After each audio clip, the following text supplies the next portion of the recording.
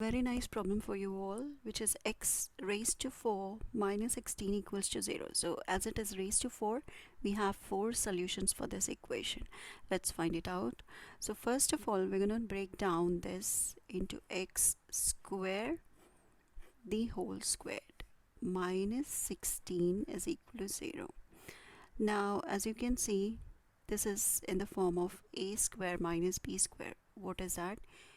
A square minus b square is equal to a plus b times a minus b.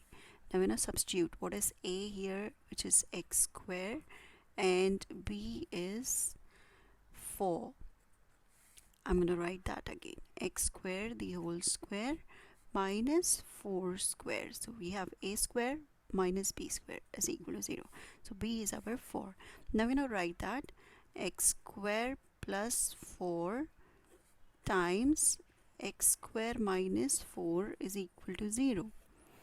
Now again we find an identity here, the same one, a square minus b square, which is a plus b times a minus b. We're going to use that again. What is our a here now? A is x and b is 2.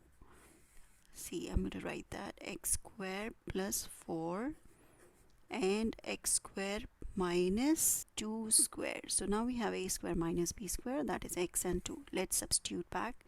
X square plus 4 times x plus 2 times x minus 2 is equal to 0. So let's draw the first case, which is x square plus 4 is equal to 0. The next one we have x plus 2 is equal to 0 and x minus 2 is equal to 0. From here, x square is equal to negative 4. Take square root on both sides. We cancel out this. So x is equal to square root of 4 times square root of negative 1. So x is equal to square root of 4 is 2 plus or minus 2. Square root of negative 1 is I. Plus or minus 2i.